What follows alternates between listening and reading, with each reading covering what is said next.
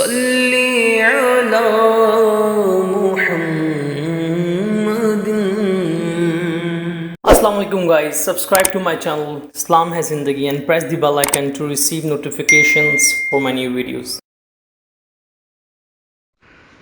نحمده ونصلي على رسوله الكريم أما بعد أعوذ بالله من الشيطان الرجيم بسم الله الرحمن الرحيم يا أيها الذين آمنوا كلوا من طيبات ما رزقناكم واشكروا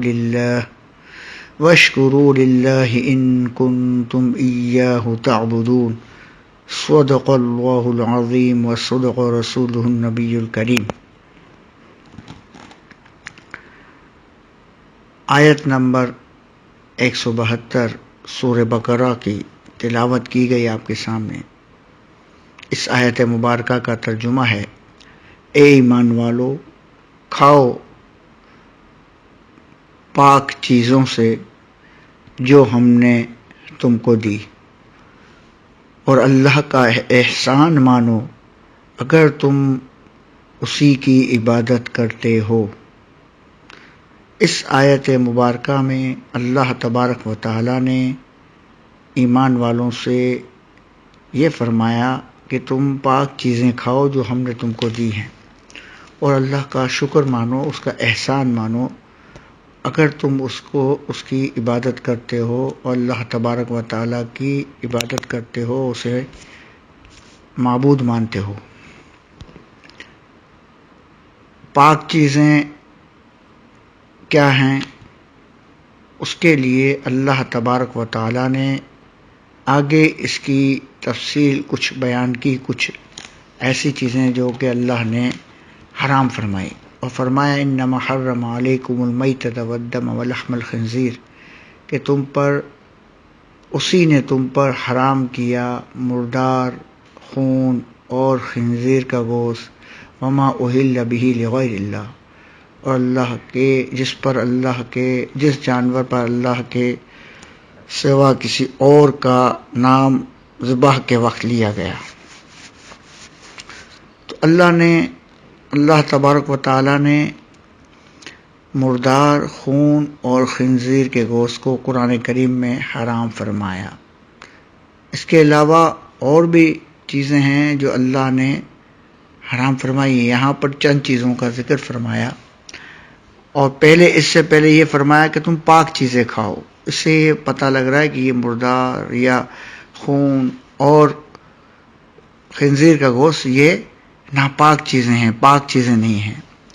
اور اللہ کا احسان مانو، یعنی بندے پر اللہ تبارک و تعالیٰ کا احسان ماننا، اس کا شکر کرنا جو ہے یہ واجب ہے، اس لیے کہ ہم پر اس نے اتنی نعمتیں نازل فرمائی ہیں کہ ہم اس کا حساب و کتاب نہیں کر سکتے اور اس کا اندازہ نہیں کر سکتے. ہم اپنے جسم پر غور کریں، اپنے اعضاء پر غور کریں. اللہ نے ہمیں جو آنکھیں دی ہیں، ہمیں جو ناک دی ہے، ہمیں ہاتھ دیے ہیں، ہمیں پاؤں دیے ہیں، ہمیں کھانے کے لیے منہ دیا ہے، چکھنے کے لیے زبان دی ہے.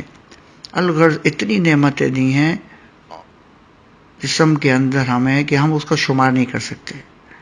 اتنی نعمتیں اس نے ہمیں دی ہیں، تو ہم پر تو ہم اگر اس کا شکر ادا کرتے کرتے اپنی زندگی گزار دیں تو وہ ادا نہیں ہو سکتا شکر. اللہ نے ہم پر اتنی نعمتیں ہمارے جسم میں نازل فرمائی ہیں. اس کے بعد کھانے کے لیے ہمیں اللہ نے ایسی نعمتیں جو کھانے کے لیے دی ہیں، جیسا کہ ہم گندم کھاتے ہیں، چاول کھاتے ہیں، یا اور فروٹ. اللہ نے ایسے ہمیں جو انار، موسمبی، سیب، اتنی چیزیں ہمیں اللہ نے کھانے کے لیے پاک چیزیں دی ہیں. اور جانوروں میں بھی ہمیں بکری کھانے کی اجازت دی ہے، ہمیں جو ہے وہ گائے کا گوشت کھانے کی اجازت دی ہے، اور ہمیں مرغی کا گوشت کھانے کی اجازت دی ہے. تو یہ سب صاف ستھری پاک چیزیں ہیں، ان کو کھانے کی ہمیں اجازت دی. اور گندی ناپاک جو کہ سور، وہ ناپاک چیزیں جو ہے وہ کھاتا ہے، تو وہ ناپاک چیزیں کھاتا ہے تو اس کا گوشت بھی ناپاک چیزوں سے بنتا ہے، اس لیے اسے ہمیں منع فرما دیا کہ تم ان چیزوں کو استعمال نہ کرو. حرام چیزیں مت کھاؤ اور جو ہے صاف ستھری پاک چیزیں کھاؤ. یہ اللہ نے ہمیں پہلے 1400 سال پہلے نبی پاک صلی اللہ علیہ وسلم کے وسیلے جلیلے سے ہمیں بتا دیا، اور ہمیں اللہ کا احسان ماننا چاہیے کہ اللہ نے ہمیں ایسی پاک چیزیں کھانے کا حکم فرمایا اور حرام سے بچنے کا حکم فرمایا.